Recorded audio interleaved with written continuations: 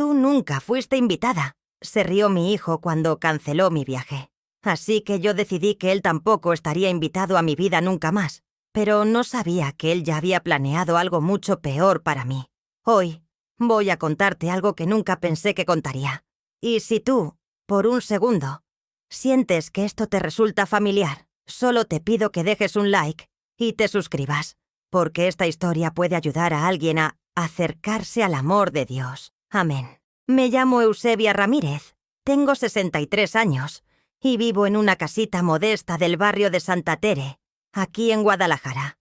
Mis manos arrugadas acarician cada mañana el rosario que mi difunta madre me regaló hace 40 años. El mismo que rezo mientras el café hierve en la estufa vieja que mi esposo Raúl arregló tantas veces antes de que Dios se lo llevara.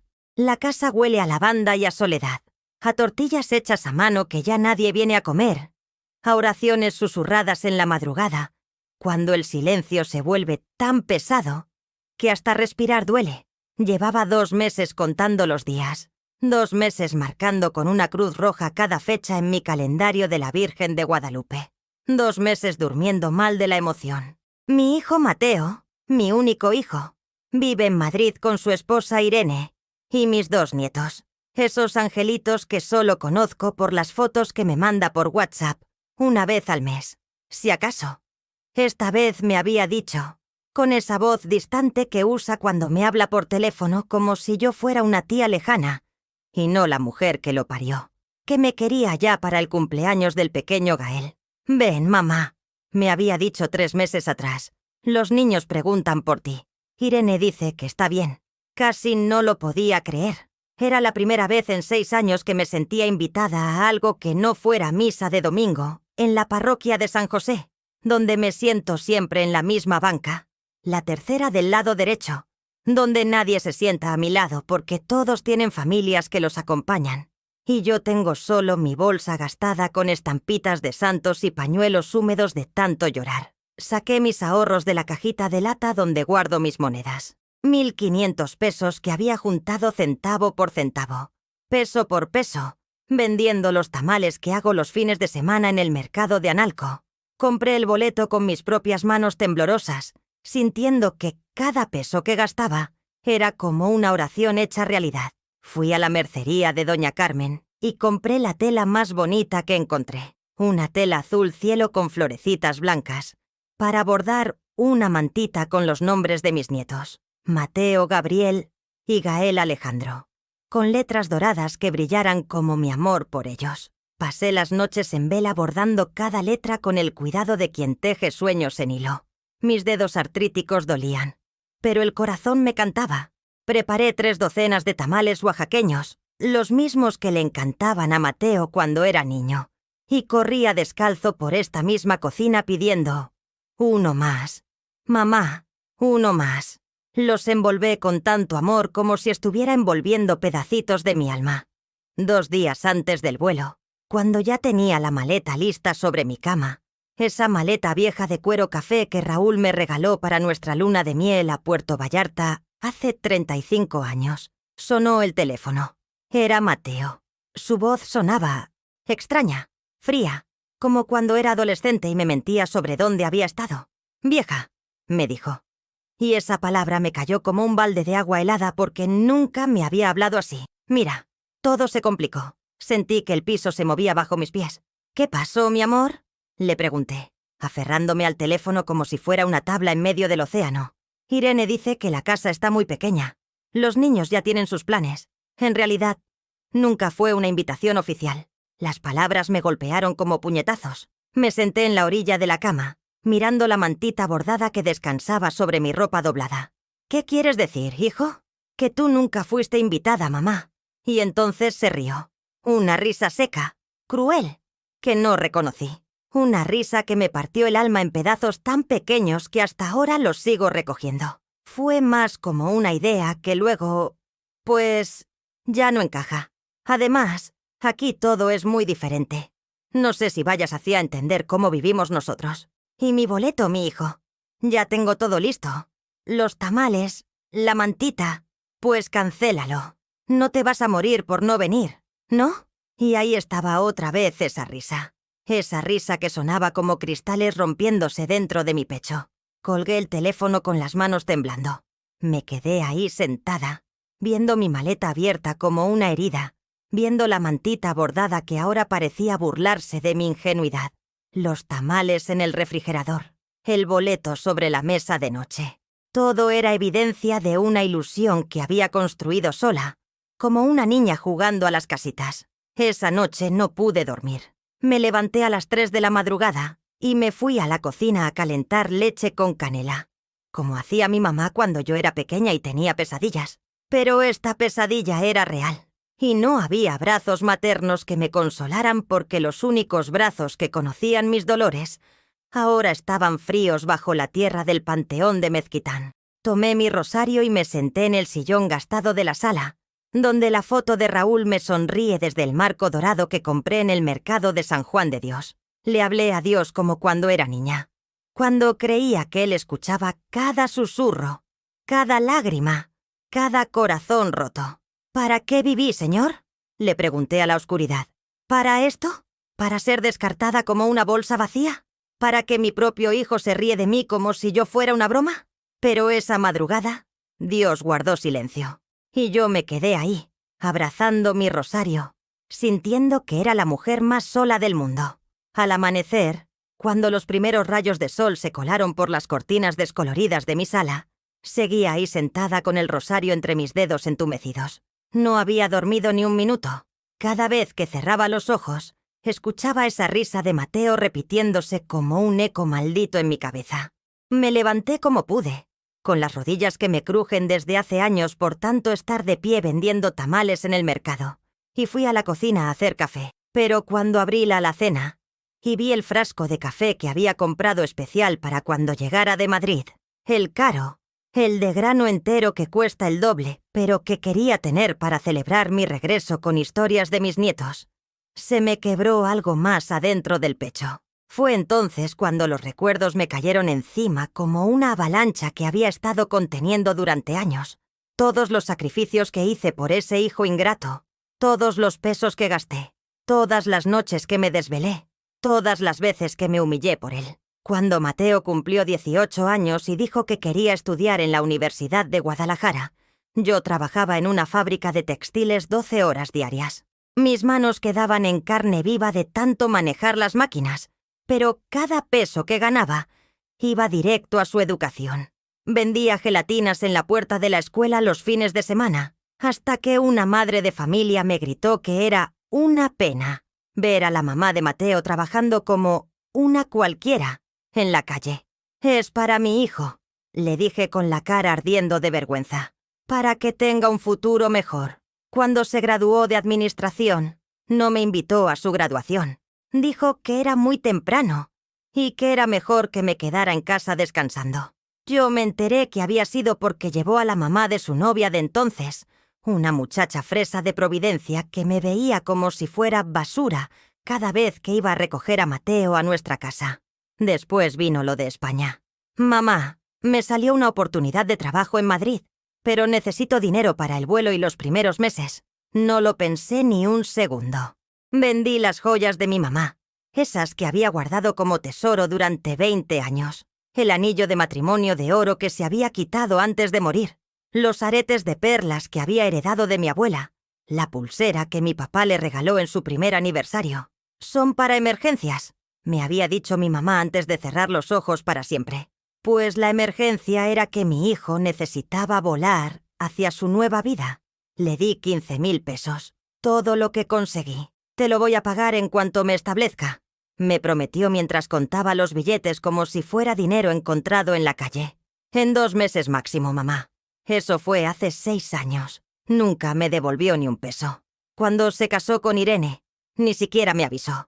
Me enteré por Facebook una semana después, cuando una vecina me enseñó las fotos en su teléfono. Ahí estaba mi hijo, sonriendo con un traje elegante que seguramente costaba más que mi renta de 3 meses, cortando un pastel de 3 pisos, rodeado de gente que no conocía, en una iglesia que nunca había visto. Lloré durante 2 días seguidos. No podía entender cómo el niño que había cargado en mis brazos al que le había cantado canciones de cuna cuando tenía fiebre, al que le había enseñado a rezar el Padre Nuestro antes de dormir, podía casarse sin su mamá presente. Le escribí por WhatsApp: «Hijo, ¿por qué no me dijiste? Hubiera encontrado la manera de estar ahí contigo». Su respuesta llegó 3 días después. Se nos complicó todo muy rápido. Además, hubiera sido muy caro traerte. Ya habrá otras oportunidades. ¿Otras oportunidades? ¿Cuántas veces se casa un hijo? Cuando nació Mateo Gabriel, mi primer nieto, le mandé por paquetería el ajuar más bonito que pude comprar. Trabajé turnos dobles en la fábrica durante 2 meses para poder pagarlo. Chambitas de limpieza en casas de Providencia los fines de semana, donde las señoras me trataban como si fuera invisible, pero me pagaban bien porque yo no robaba y dejaba todo impecable. Le bordé a mano 6 conjuntitos para el bebé, con hilo de seda que compré en la mercería más cara del centro. Cada puntada era una oración. Cada florecita bordada era un beso que no podía darle en persona. Dentro del paquete puse una carta de 3 hojas donde le escribí a mi nieto todo lo que quería decirle cuando fuera grande. Todos los cuentos que le contaría, todas las recetas que le enseñaría. Mateo me escribió 2 líneas. Llegó el paquete. Gracias. Ni una foto del niño usando la ropita. Ni una llamada para agradecerme. Nada. Con Gael Alejandro fue igual. Trabajé vendiendo comida en la puerta de la Universidad Autónoma para juntar dinero y mandarle un cochecito precioso que vi en Liverpool y que costaba 3.000 pesos. 3.000 pesos que representaban 2 meses de comer, solo frijoles con tortilla para poder ahorrar. Esta vez ni siquiera me escribió. Los últimos 3 años, cada cumpleaños, cada Navidad, cada día del niño, yo les mandaba dinero. 200 pesos. 300 cuando había tenido una buena semana en el mercado. Para que se compren algo bonito de parte de la abuela. Escribía en mis transferencias bancarias. Jamás recibí ni un gracias. Ni una foto de los niños con lo que se habían comprado. Ni una llamada de ellos diciéndome: «Gracias, abuela». Nada. Como si yo fuera un cajero automático que mandaba dinero sin cara, sin nombre, sin corazón. Y yo, como una tonta, seguía mandando. Seguía creyendo que algún día Mateo se daría cuenta de todo lo que había hecho por él. Seguía soñando con que me llamara solo para platicar, para preguntarme cómo estaba, para decirme que me extrañaba.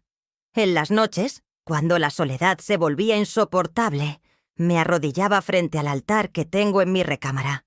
El crucifijo de madera que compré en Talpa cuando fui de peregrinación con Raúl, la imagen de la Virgen de Guadalupe que mi mamá me heredó, las veladoras que prendo cada noche.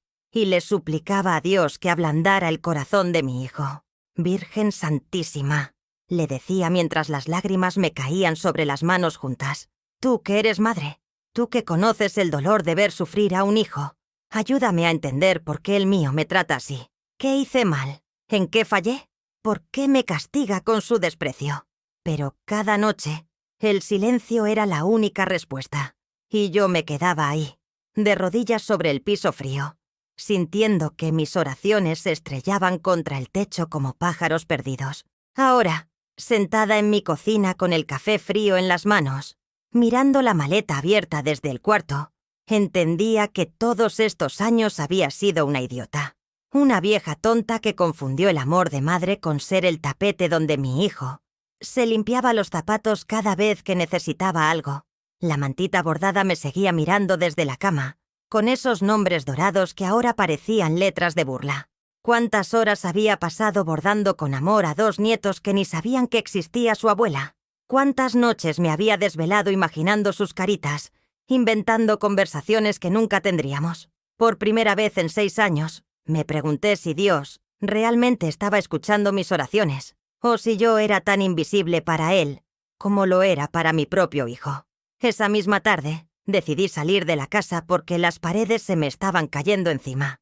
Necesitaba aire, necesitaba moverme, necesitaba hacer algo para que el dolor no me matara ahí mismo sentada en mi silla. Me puse mi vestido azul marino, el que uso para ir a misa, y salí rumbo al mercado de Analco donde tengo mi puesto de tamales. Pero cuando llegué y vi a Doña Socorro, la señora que vende elotes en el puesto de al lado, me di cuenta de que no podía fingir que todo estaba bien. Se me notaba en la cara el desgaste de no haber dormido. Se me notaba en los ojos hinchados que había estado llorando. «¿Qué te pasa, Eusebia? Te ves muy demacrada», me dijo mientras pelaba mazorcas con esas manos expertas que tienen 40 años haciendo lo mismo. «Nada, doña Socorro. Solo estoy un poco cansada». Pero ella me conoce desde hace 15 años. Sabe leer las tristezas en las caras como lee el clima en las nubes. «¿Es por tu hijo otra vez?» Y ahí me quebré. Le conté todo. Lo del viaje cancelado. La risa cruel. La humillación.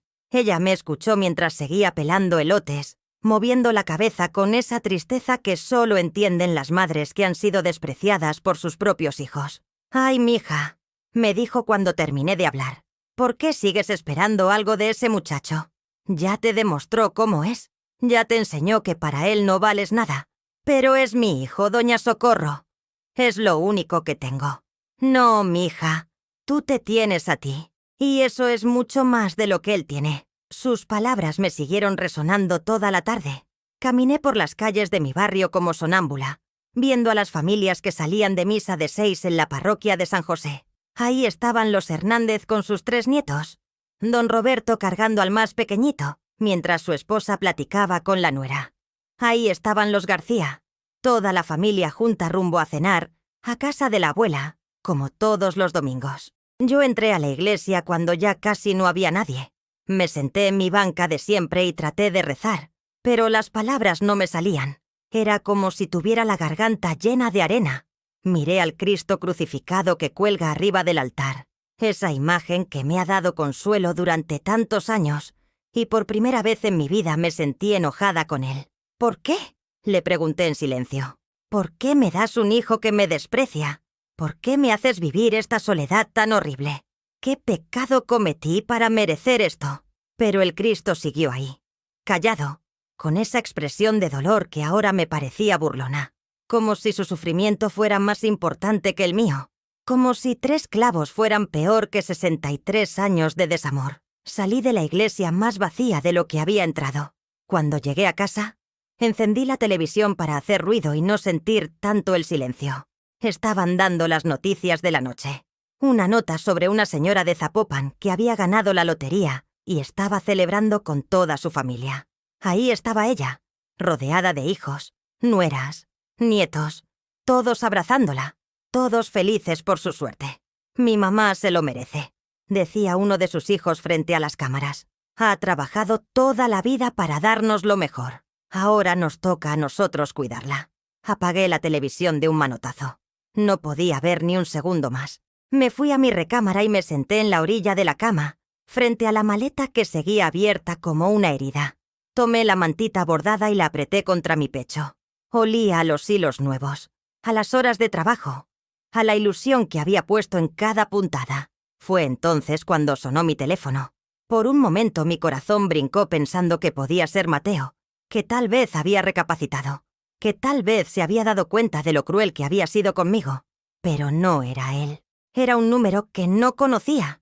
Contesté porque a veces llaman de la clínica donde me hago mis chequeos médicos. «¿Señora Eusebia Ramírez?» «Sí, soy yo».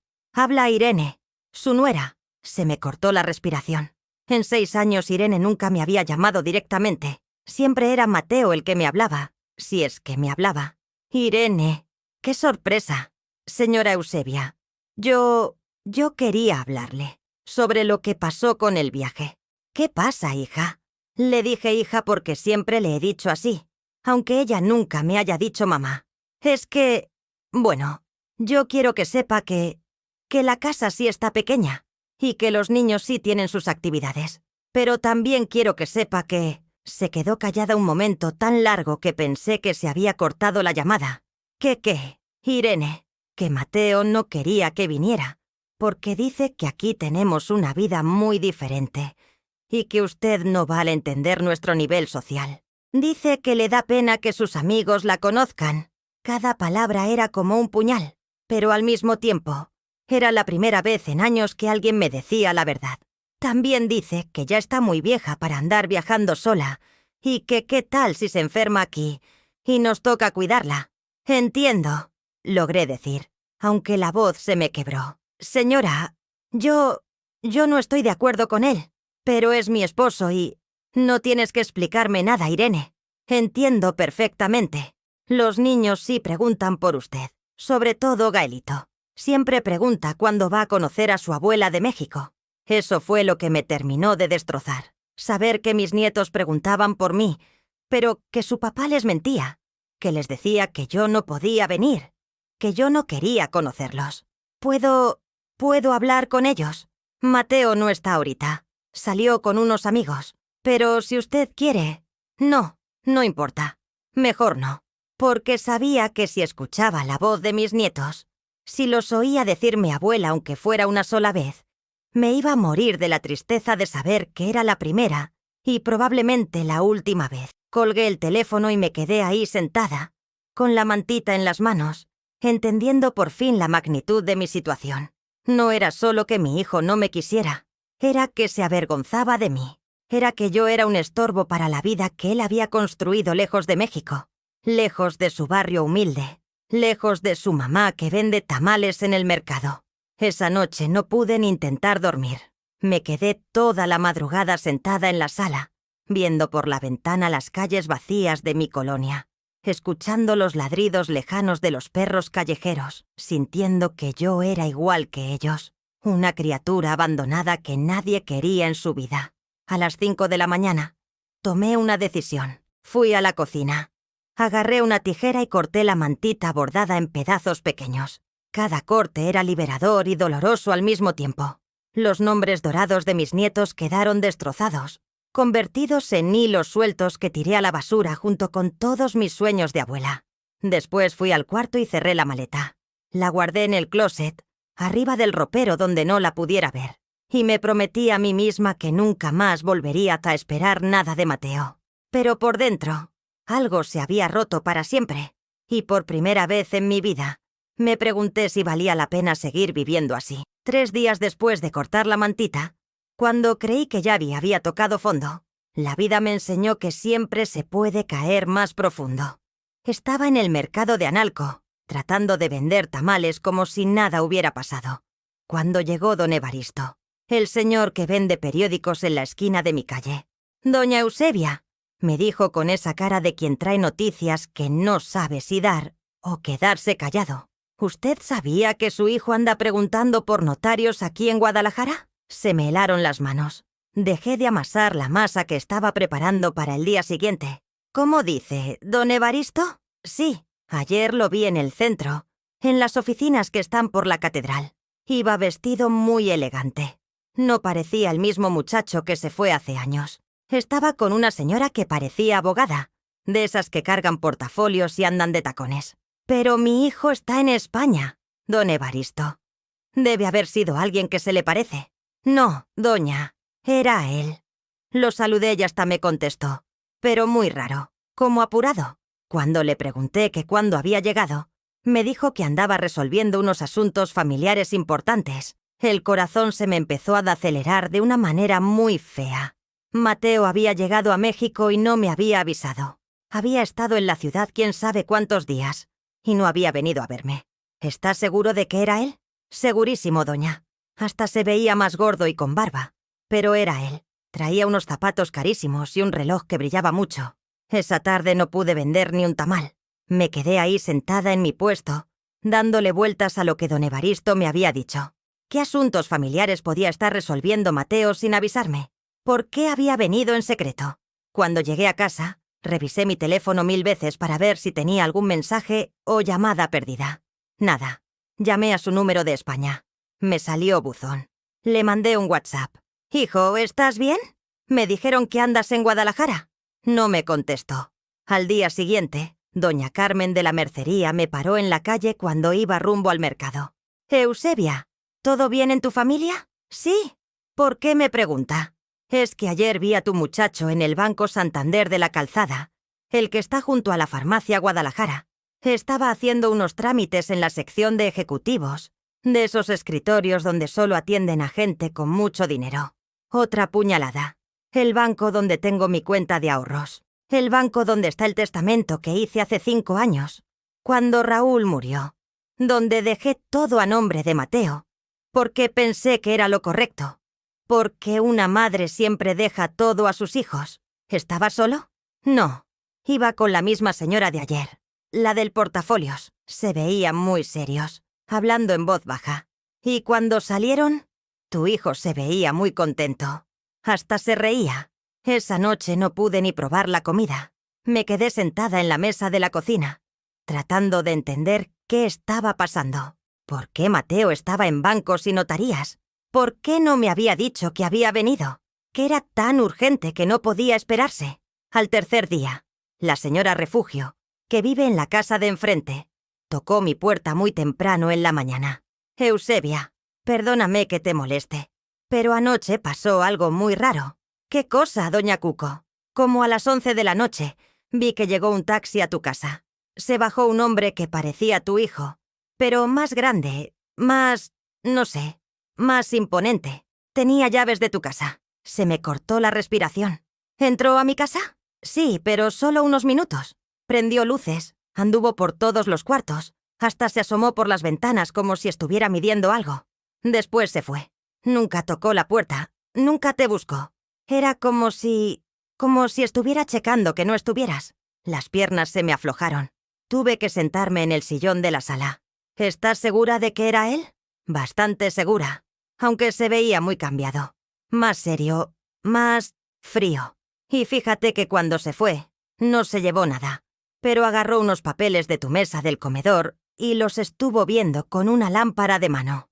Me levanté como resorte y fui corriendo a la mesa del comedor. Ahí es donde guardo mis documentos importantes, las escrituras de la casa, los papeles del testamento, los recibos de los servicios, mis identificaciones. Todo estaba revuelto. Los papeles que siempre tengo ordenados por fecha estaban desacomodados. Faltaba la copia del testamento que yo guardaba ahí. También faltaba la escritura de la casa. Me senté en el piso de la sala a llorar. Mi propio hijo había entrado a mi casa como un ladrón. Había revisado mis papeles. Había tomado documentos sin avisarme. Me había tratado como si yo ya estuviera muerta. Esa tarde fui directo al banco. Le dije a la ejecutiva, la licenciada Mónica, que me conoce desde hace años, que quería revisar mi cuenta y mi testamento. «Señora Ramírez», me dijo con una cara muy seria. «Ayer estuvo aquí su hijo. Hizo algunas consultas sobre su testamento y sobre los beneficiarios de su cuenta». «¿Qué tipo de consultas?». Preguntó sobre los procedimientos en caso de fallecimiento del titular de la cuenta. También pidió información sobre cómo acelerar los trámites de herencia. La sangre se me fue a los pies. ¿Le dieron información? Solo la información general que está disponible para los beneficiarios. Pero, señora, él parecía muy ansioso por conocer los detalles. Hasta preguntó si había manera de que usted cambiara su testamento para agilizar los procesos. Salí del banco sintiendo que el mundo se tambaleaba. Mateo no había venido a México por nostalgia. No había venido porque me extrañara. Había venido a ver cuánto valía yo muerta. Esa noche, mientras estaba cenando una sopa de fideos que no tenía sabor a nada, tocaron la puerta. Eran las 8:30, muy tarde para visitas en mi barrio. Abrí pensando que tal vez era doña Socorro o alguna vecina con alguna emergencia. Era Mateo. Estaba parado en mi puerta, con un traje negro muy caro, zapatos brillantes y una sonrisa que no le llegaba a los ojos. Se veía más gordo, como había dicho don Evaristo, y tenía una barba muy bien arreglada. Parecía otra persona. «Hola, mamá».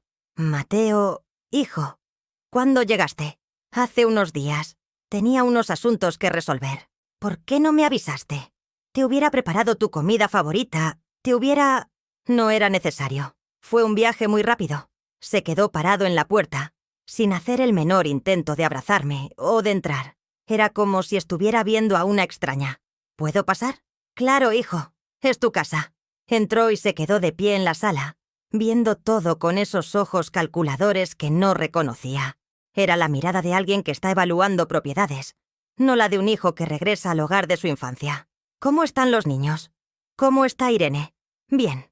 Todos bien». «¿Me trajiste fotos? ¿Videos?» «Hace tanto que no veo a mis nietos». «No traje nada de eso, mamá. Te dije que este era un viaje de negocios». Se sentó en el sillón, pero en la orilla, como si no quisiera estar cómodo. como si quisiera irse pronto. Mamá, necesito hablar contigo de algo importante. Dime, hijo, es sobre tu casa y sobre tu futuro. El corazón se me empezó a acelerar otra vez. ¿Qué pasa con mi casa? Es que ya estás muy grande, mamá. Vivir sola ya no es seguro para ti. He estado pensando que tal vez sería mejor que vinieras a vivir conmigo a España. Por un momento, pensé que había escuchado mal.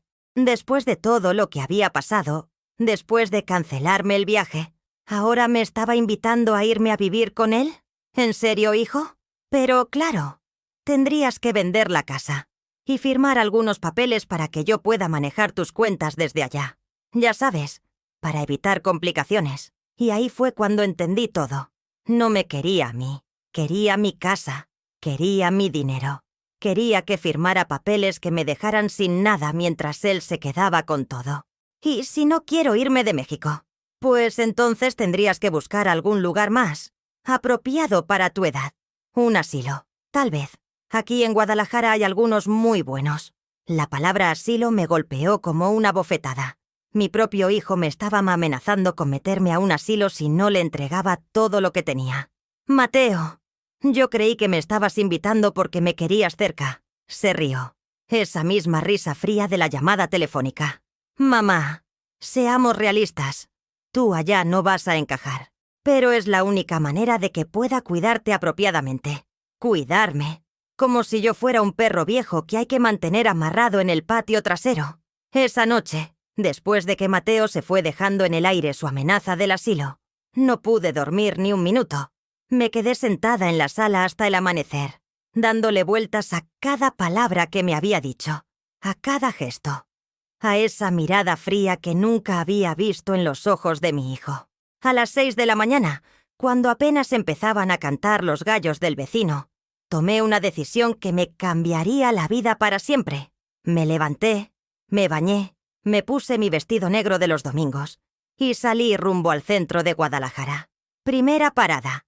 El Banco Santander, donde tengo mi cuenta desde hace 15 años. Licenciada Mónica, le dije a la ejecutiva cuando por fin me atendió. Quiero cambiar mi testamento.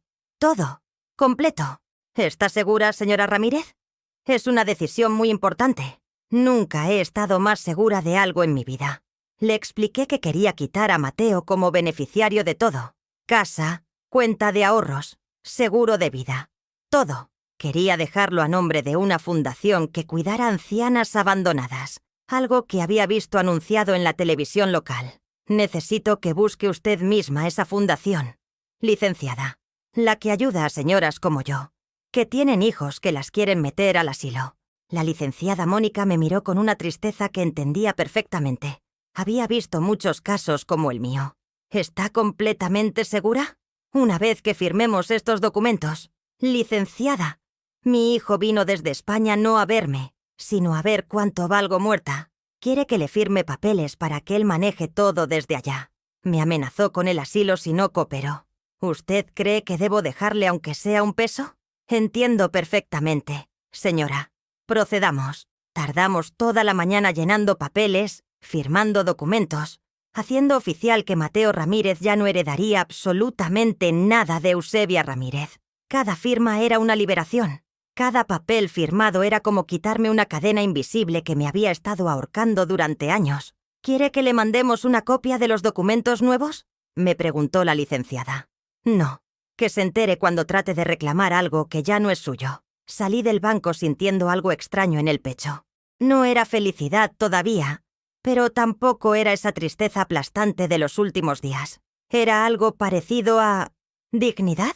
Segunda parada. La notaría pública donde había hecho el testamento original 5 años atrás. Señora Ramírez, me dijo el licenciado Hernández cuando le expliqué lo que quería hacer. ¿Ha hablado esto con su hijo? Cambiar un testamento es algo muy serio. Licenciado, precisamente porque es algo serio lo estoy haciendo. Mi hijo me quiere quitar todo en vida. Prefiero dárselo a gente que realmente lo necesite. Entiendo.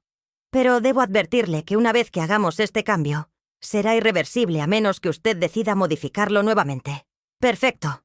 Así debe ser. Firmé todos los papeles necesarios. Hasta pedí copias extra para estar segura de que todo quedara bien protegido.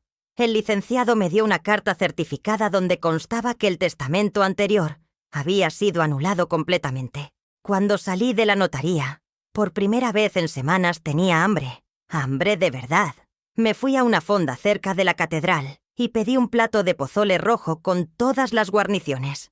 Comí despacio, saboreando cada cucharada, sintiendo que cada bocado era una celebración pequeñita pero real. Después me fui caminando por todo el centro histórico, viendo las tiendas, la gente, los vendedores ambulantes. Había vivido en Guadalajara toda mi vida, pero hacía años que no caminaba por el centro solo por el gusto de caminar. Siempre andaba apurada, preocupada, pensando en cómo juntar dinero para mandarle a Mateo. Esa tarde, cuando llegué a casa, encontré 3 llamadas perdidas de mi hijo. También tenía 5 mensajes de WhatsApp. «Mamá, necesitamos hablar urgente. Llámame en cuanto veas esto. Es sobre los papeles que necesitas firmar. Mamá, contéstame. Si no me contestas, voy para allá». No le contesté ningún mensaje. Me metí a bañar con agua bien caliente. Me puse mi pijama más cómoda y me hice un té de manzanilla con miel. Después me senté en la sala a ver las noticias como si fuera una noche cualquiera. A las 8 en punto, tocaron la puerta con unos golpes fuertes, desesperados. Era Mateo, y se veía muy alterado. «¿Por qué no contestas el teléfono?» «Porque no tenía ganas de hablar. Mamá, necesito que firmemos esos papeles mañana mismo». Ya hice cita con el notario. «¿Qué papeles?» «Los que te expliqué ayer, para que yo pueda manejar tus cuentas desde España». «No voy a firmar nada, Mateo». Se quedó callado unos segundos, como si no hubiera entendido lo que le dije. «¿Cómo que no vas a firmar?» «Lo que oíste. No voy a firmar ningún papel que me quite el control de mis cosas». «Pero mamá, es por tu bien. Tú ya no puedes manejar estas responsabilidades». «¿Ah, no?» «Pues he manejado mis responsabilidades durante 63 años. Creo que puedo seguir haciéndolo unos años más». Se empezó a poner rojo de la cara. Era la primera vez en mi vida que le había dicho no a algo importante. «Mamá, no entiendes. Si no firmas no te puedo llevar a España. Y si te quedas aquí sola, van a pasar cosas muy feas». «¿Qué tipo de cosas?» «Accidentes, robos. Ya sabes cómo está la inseguridad en México». La manera como lo dijo me heló la sangre. No era una preocupación de hijo. Era una amenaza. «¿Me estás amenazando, Mateo?» «Te estoy protegiendo, mamá. Pero si no cooperas, yo no puedo hacer nada por ti». «Perfecto, porque no necesito que hagas nada por mí». Se levantó del sillón como resorte.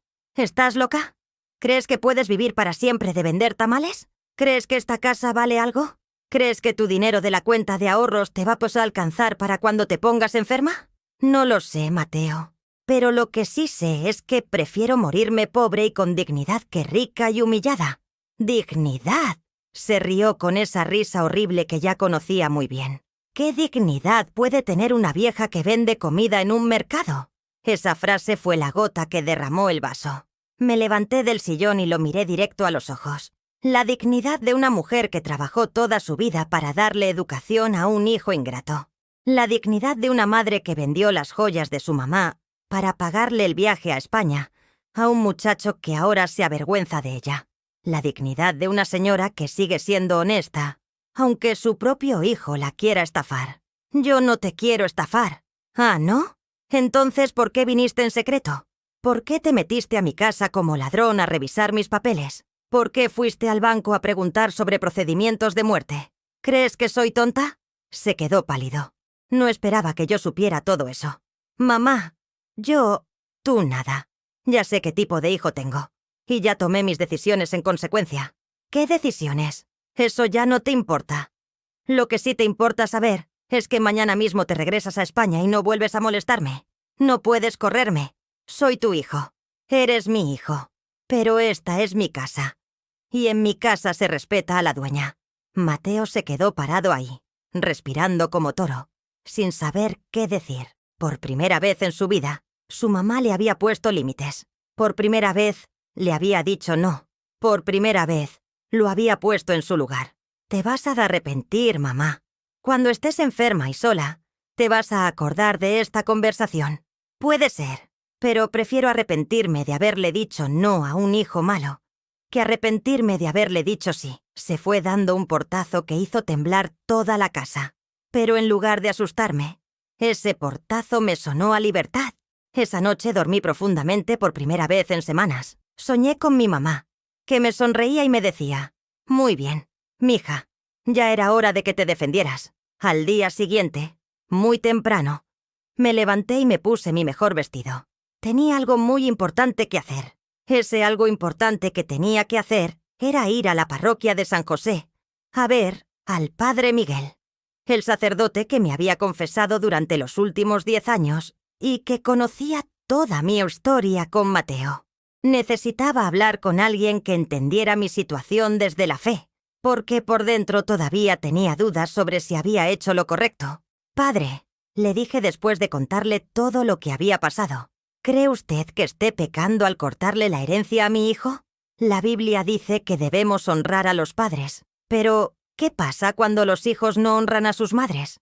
El padre Miguel, un hombre de unos 70 años con las manos arrugadas de tantos rosarios rezados, me miró con esa comprensión que solo tienen las personas que han escuchado 1000 historias de sufrimiento humano.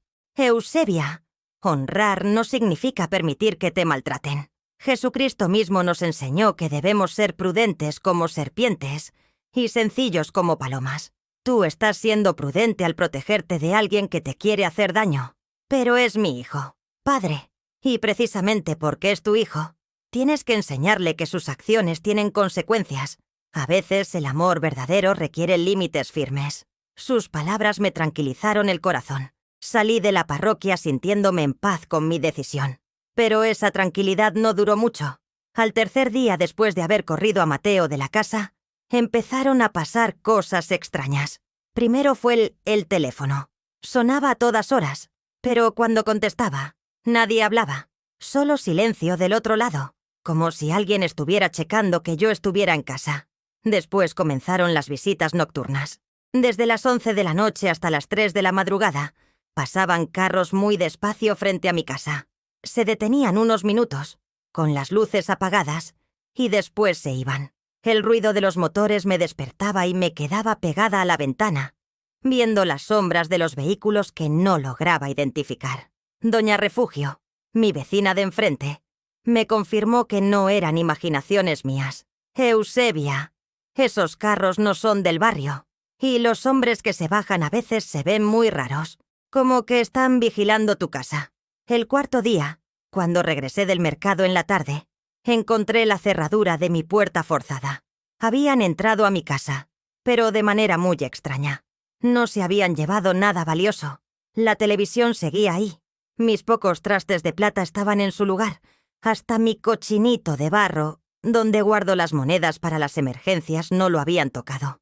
Pero habían revuelto todos mis papeles otra vez. Habían abierto todos los cajones de mi recámara, como si estuvieran buscando algo específico. Y en la mesa del comedor habían dejado un papel con un mensaje escrito a mano.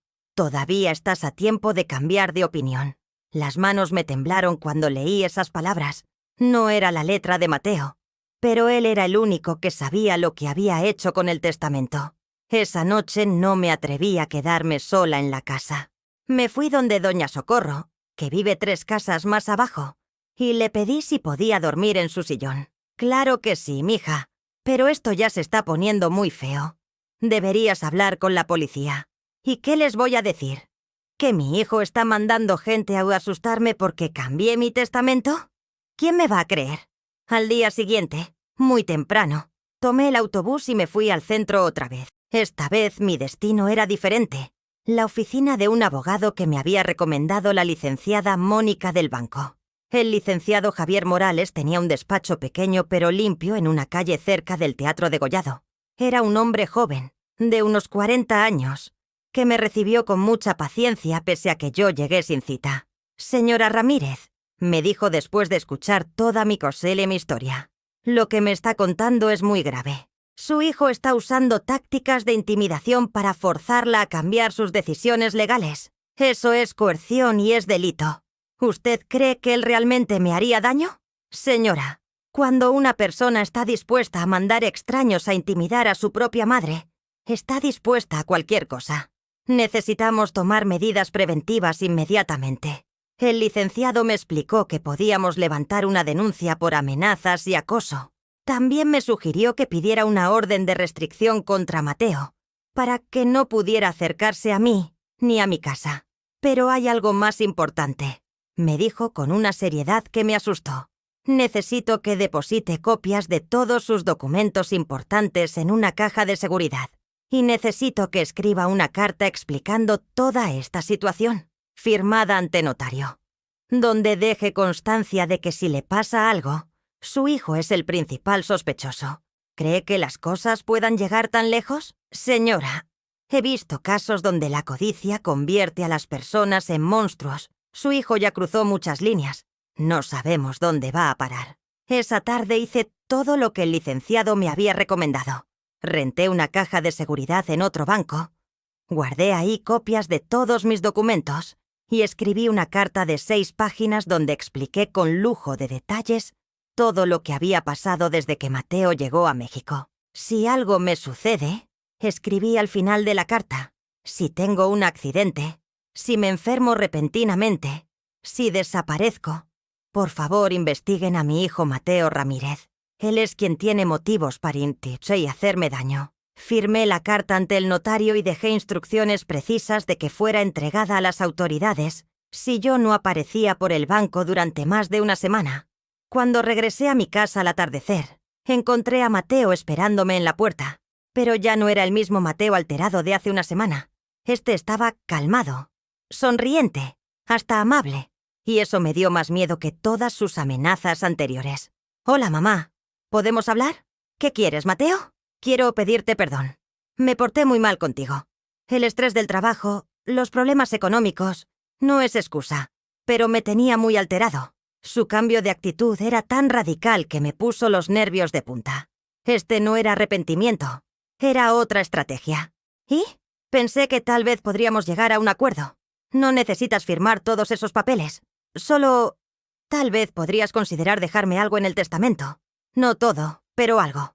Por los nietos. Por los nietos. Ahí estaba usando el arma que más me dolía. Mateo, ya tomé mi decisión. Pero mamá, piénsalo bien. ¿Realmente vas a dejar que todo tu trabajo de toda la vida se vaya a extraños? ¿No prefieres que tus nietos tengan algo de su abuela? Mis nietos no me conocen porque tú no has querido que me conozcan. No voy a dejarles dinero a niños que ni saben que existo. Eso puede cambiar, mamá. Podemos arreglar las cosas. Puedes venir a España, conocer a los niños, ser parte de la familia. Pero yo ya conocía esa canción. Ya había caído en esa trampa una vez. No, Mateo. Ya te dije que no. La máscara amable se le cayó por un segundo. Vi un destello de rabia en sus ojos que me confirmó que todo era teatro. Está bien, mamá. Respeto tu decisión. Se levantó como si se fuera. Solo espero que no te arrepientas. ¿Es otra amenaza? No, mamá. Es una preocupación. Una mujer de tu edad, viviendo sola, con la inseguridad que hay ahora, pueden pasar muchas cosas. ¿Cómo qué? Como robos, como accidentes, como enfermedades repentinas. Ya sabes, cosas que les pasan a las personas mayores cuando no tienen quien las cuide. Ahí estaba otra vez, la amenaza disfrazada de preocupación. Mateo, yo ya no tengo miedo. ¿No? No. Porque ya tomé todas las precauciones necesarias. Si me pasa algo, ya hay gente que sabe exactamente quién investigar. Se quedó callado, evaluándome con esos ojos fríos. Muy bien, mamá. Veo que lo tienes todo muy pensado. Así es. Pues entonces ya no hay nada más que hablar entre nosotros. Se fue sin despedirse, sin voltear atrás. Y yo supe que esa había sido nuestra última conversación como madre e hijo. Porque después de esa noche, él ya no sería mi hijo. Sería mi enemigo. Después de esa última conversación con Mateo, algo cambió dentro de mí de manera definitiva. Ya no tenía miedo. Por primera vez en 63 años, me sentía completamente libre para tomar mis propias decisiones, sin pensar en las expectativas o las amenazas de nadie más. A la mañana siguiente, me levanté más temprano de lo usual y me arreglé con especial cuidado. Me puse mi vestido azul favorito, el que Raúl me había regalado para nuestro 20º aniversario de bodas. Me peiné con esmero y hasta me puse un poco del lápiz labial que solo usaba para ocasiones especiales, porque ese día era especial. Era el primer día del resto de mi vida. Primero fui a la parroquia de San José para la misa de 8 de la mañana, pero esta vez, en lugar de sentarme en mi banca solitaria de siempre, me acerqué al grupo de señoras que coordinan las actividades de la iglesia. Eran mujeres de mi edad, que siempre me habían saludado cordialmente, pero con las que nunca había conversado realmente porque yo siempre andaba apurada, preocupada, con la cabeza llena de problemas que creía que solo yo tenía. «Señora Eusebia», me dijo doña Esperanza, una mujer menuda pero de voz fuerte que coordina el grupo de oración. «Qué gusto verla por aquí. ¿Le gustaría acompañarnos a desayunar después de misa? Siempre vamos al cafecito de la esquina». «Me encantaría», respondí sin dudarlo. Y así fue como conocí realmente a mis hermanas de fe. Alrededor de una mesa con café de olla y conchas recién horneadas, escuché por primera vez las historias de otras mujeres que también habían pasado por traiciones familiares, hijos ingratos, soledad profunda. Pero todas ellas habían encontrado en la comunidad de la iglesia una nueva familia, un propósito renovado. «Yo tengo 3 hijos», me contó doña Carmen mientras partía su concha en pedacitos pequeños. «Y ninguno me habla. Uno porque le presté dinero, y no se lo perdoné cuando no me pagó. Otro porque no aprobé a su esposa. El tercero porque dice que soy muy religiosa y que lo avergüenzo con sus amigos modernos».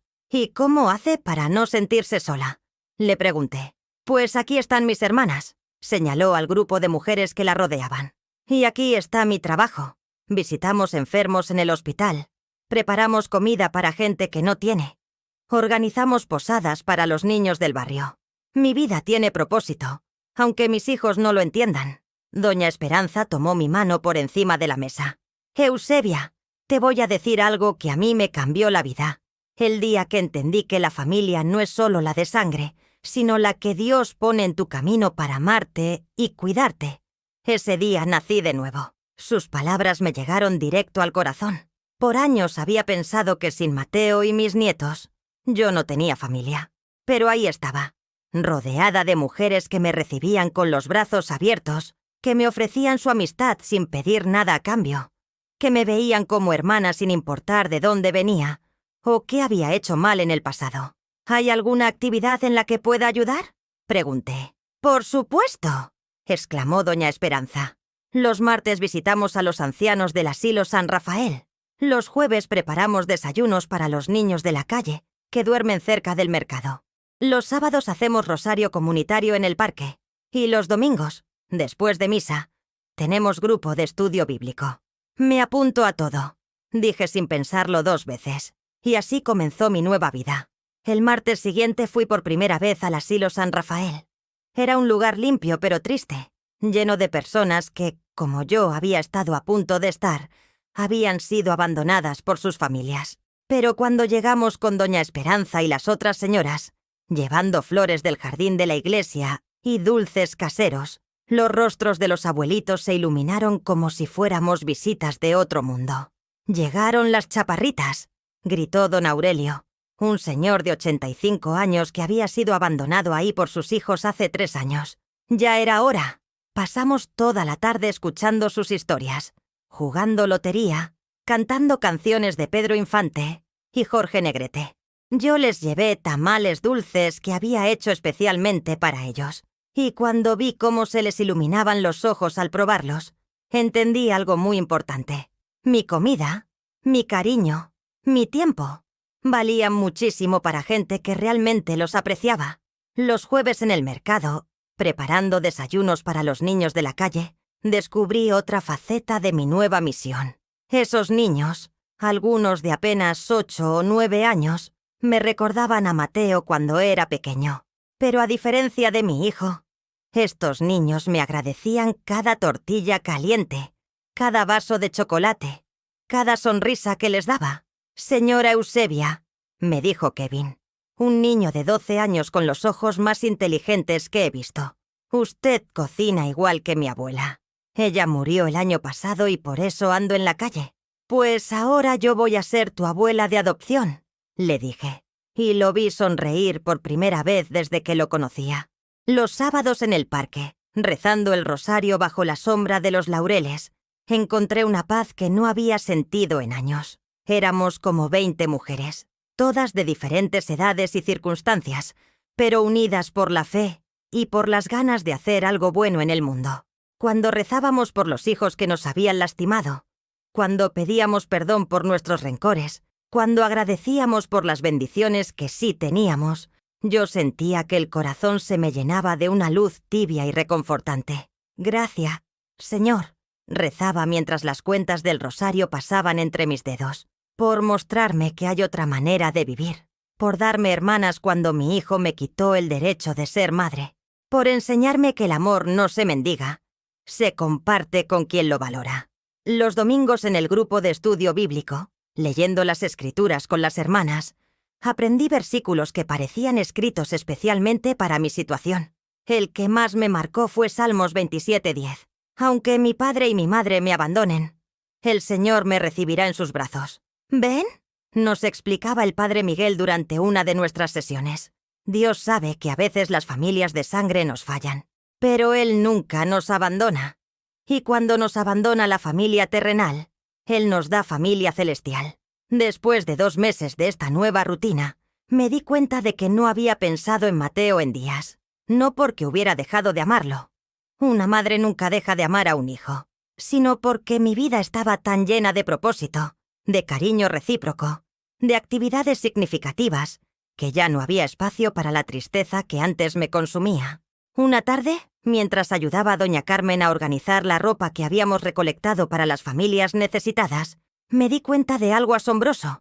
Estaba feliz, genuinamente feliz, no fingidamente feliz, no resignadamente feliz, feliz de verdad.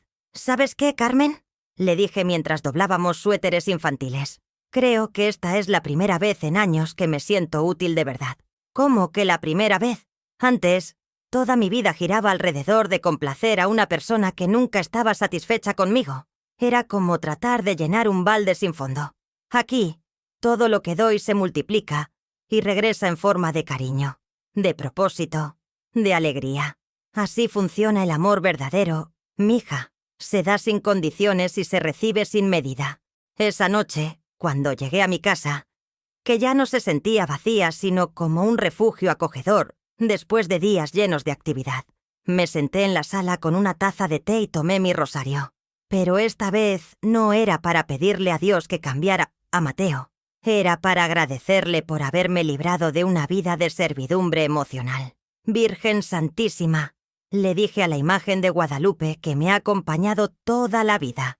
Gracias por enseñarme que ser madre no significa permitir que te maltraten. Gracias por mostrarme que hay muchas maneras de amar y ser amada. Gracias por darme la fuerza para decir no cuando tenía que decir no.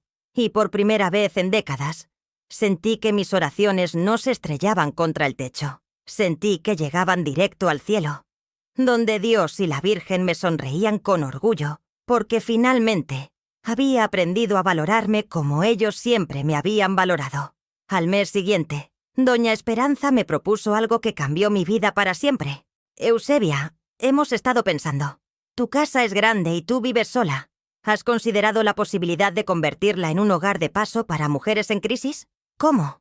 Mujeres que huyen de violencia doméstica, señoras mayores que han sido desalojadas por sus hijos, muchachas madres solteras que necesitan un lugar seguro mientras encuentran trabajo.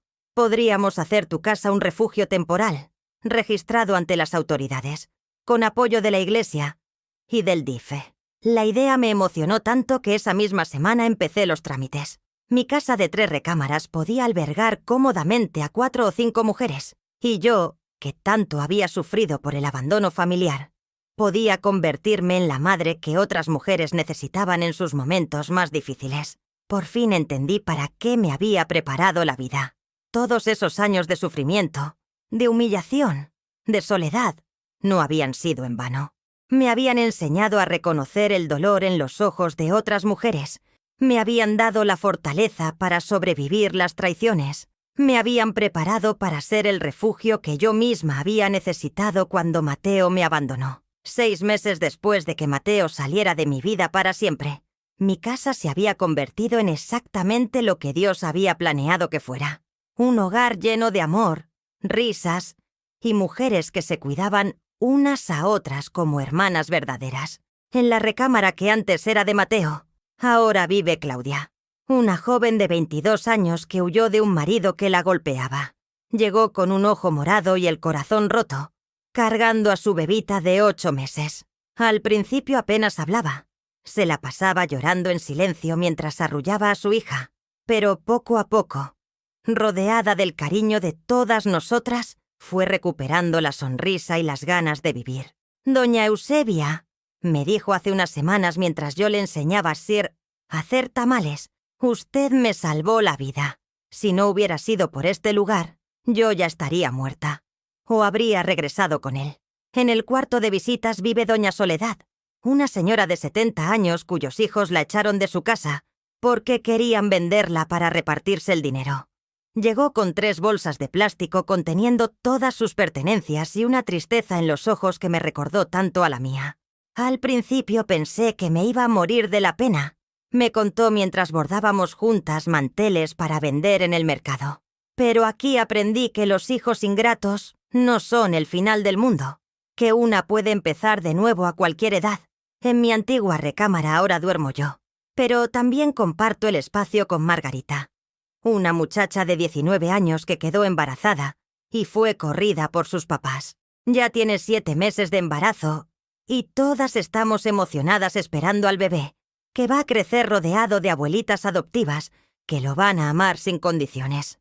La recámara principal la comparten Rosa y su hija, adolescente, que escaparon de un pueblo donde que el esposo de Rosa las amenazaba de muerte. Rosa trabaja en una fábrica de textiles y su hija estudia la preparatoria en las tardes. Los fines de semana nos ayudan a cocinar para los desayunos comunitarios que ahora organizamos, no solo para los niños de la calle, sino para cualquier persona que necesite una comida caliente. Mi casa se despierta todos los días con olor a café, tortillas recién hechas y conversaciones llenas de esperanza. Ya no hay silencios sepulcrales ni ecos de soledad. Hay vida, hay propósito, hay familia elegida que funciona mejor que muchas familias de sangre. Las mañanas empiezan con oración comunitaria en la sala.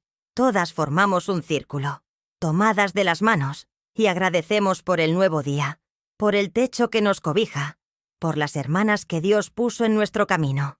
Algunas lloran mientras rezan, otras sonríen, pero todas sabemos que no estamos solas en este mundo. Los domingos por la mañana, después de misa, todas las que pueden trabajar me ayudan en el puesto de tamales del mercado. Hemos convertido la venta en una pequeña empresa familiar, donde cada quien aporta según sus habilidades. Claudia, que tiene muy buena letra, lleva las cuentas. Doña Soledad, que era costurera, nos enseña a todas a coser para que podamos vender también manteles y servilletas bordadas. Rosa, que es muy buena para las ventas, convence a los clientes de que prueben nuestros productos. Estas mujeres cocinan con amor, les dice a los compradores. Por eso todo les queda tan sabroso. Y es cierto, cocinamos con amor porque sabemos lo que es tener hambre del alma, no solo del cuerpo. Sabemos lo que es necesitar que alguien te prepare una comida caliente como gesto de cariño. Los ingresos que generamos entre todas nos alcanzan perfectamente para mantener la casa y cubrir las necesidades básicas de quien no puede trabajar. Pero más importante que el dinero es la dignidad que todas hemos recuperado. Ninguna se siente como una carga. Todas contribuimos con algo.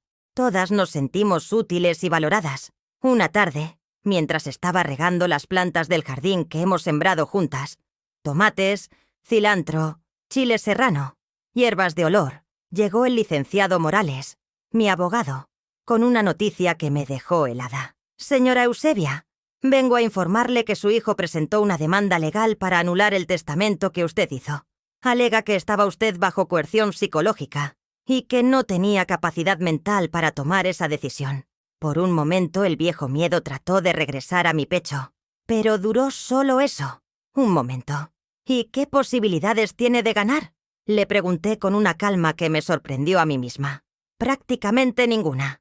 Tenemos toda la documentación que demuestra que usted tomó la decisión con plena capacidad mental. Tenemos testigos de su lucidez. Tenemos la carta que escribió explicando sus motivos. Tenemos las pruebas de las amenazas que él le hizo. Además, ¿qué? Su nuera Irene presentó una declaración a nuestro favor. Dice que ella fue testigo de las intenciones de su esposo y que está dispuesta a testificar que él planeaba quitarle todo a usted por la fuerza. Irene, la mujer que una vez me había llamado para explicarme por qué Mateo se avergonzaba de mí, ahora estaba del lado de la justicia. A veces las personas sorprenden para bien. ¿Sabe por qué lo hizo? Dice que se divorció de su hijo hace 3 meses, que cuando se dio cuenta del tipo de hombre que había sido capaz de amenazar a su propia madre, ya no pudo seguir casada con él. Se llevó a los niños y se regresó a vivir con sus padres. Esa noticia me dolió y me alegró al mismo tiempo. Me dolió por mis nietos, que ahora crecerían en un hogar roto. Pero me alegró saber que existía al menos una persona en la familia de Mateo que tenía conciencia moral. ¿Puedo pedirle que le dé un mensaje a Irene? Por supuesto. Dígale que le agradezco su honestidad y que si alguna vez ella o los niños necesitan algo, aquí tienen una casa, no por ser familia de Mateo, sino por ser buenas personas. Esa noche, durante la oración comunitaria, les conté a mis hermanas de casa lo que había pasado. Todas me abrazaron y me recordaron algo que yo ya sabía, pero que a veces necesita ser dicho en voz alta. Tu valor no depende de lo que piense un hijo ingrato, me dijo doña Soledad mientras me secaba las lágrimas que no sabía que estaban cayendo. Tu valor viene de Dios, y Él te ama tal como eres. 3 meses después, el juez falló completamente a mi favor. Declaró que el testamento era válido, que yo había actuado con plena capacidad mental y que las acusaciones de Mateo eran infundadas. Más aún, lo condenó a pagar los gastos legales y le prohibió volver a molestarme con demandas frívolas. El día que salí del juzgado, libre para siempre de las amenazas legales de mi hijo, me senté en una banca del parque que está frente a los tribunales y levanté la cara hacia el sol. Cerré los ojos y sentí algo que no había sentido en décadas. Paz completa. Gracias, Señor, murmuré, por enseñarme que a veces perder a un hijo ingrato es la manera de ganar una vida digna.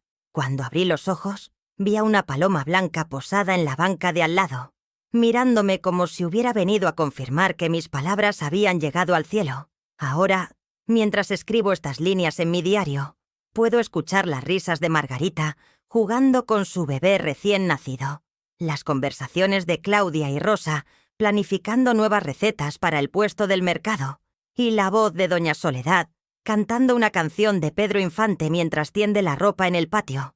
Mi casa está llena de vida, de amor, de propósito. Soy abuela adoptiva de 3 niños que me aman sin condiciones, madre espiritual de 5 mujeres que encontraron refugio bajo mi techo, hermana de 20 señoras de la iglesia que me acompañan en todas mis alegrías y tristezas. Tengo 64 años y puedo decir con certeza que esta es la época más feliz de mi vida. No porque no tenga problemas, los tenemos, como cualquier familia, sino porque los enfrentamos juntas, con fe, con esperanza, con amor verdadero. A veces, cuando paso por el mercado y veo familias donde los hijos abrazan a sus madres con cariño genuino, todavía siento una punzada pequeñita en el corazón. Pero ya no es dolor. Es nostalgia por algo que nunca fue real en mi caso, pero gratitud por algo que sí es real, la familia que elegí y que me eligió. El otro día, Kevin, el niño de la calle que adopté como nieto, me trajo un dibujo que había hecho en la escuela. Era una casa con muchas ventanas, muchas puertas y muchas figuras de mujeres sonriendo. «Es su casa, abuela Eusebia», me dijo. La dibujé porque el maestro nos pidió que dibujáramos nuestro lugar favorito en el mundo. Ese dibujo está ahora pegado en mi refrigerador, junto a las fotos de todas mis hermanas de casa, las cartas de agradecimiento de mujeres que han pasado por aquí y ya construyeron sus propias vidas, y un versículo que el padre Miguel me regaló. Dios coloca a los solitarios en familias. Salmos 68:6. ¿Has vivido tú o conoces a alguien que haya pasado por algo parecido, donde la fe y el amor de Dios los ayudó a encontrar una nueva familia cuando la original los falló. Si es así, compártelo en los comentarios. Si te gustó esta historia, deja tu like y suscríbete al canal para que este mensaje llegue a alguien que necesita escucharla. Que Dios bendiga a todos los que han pasado por algo así. En el nombre de Jesús. Amén.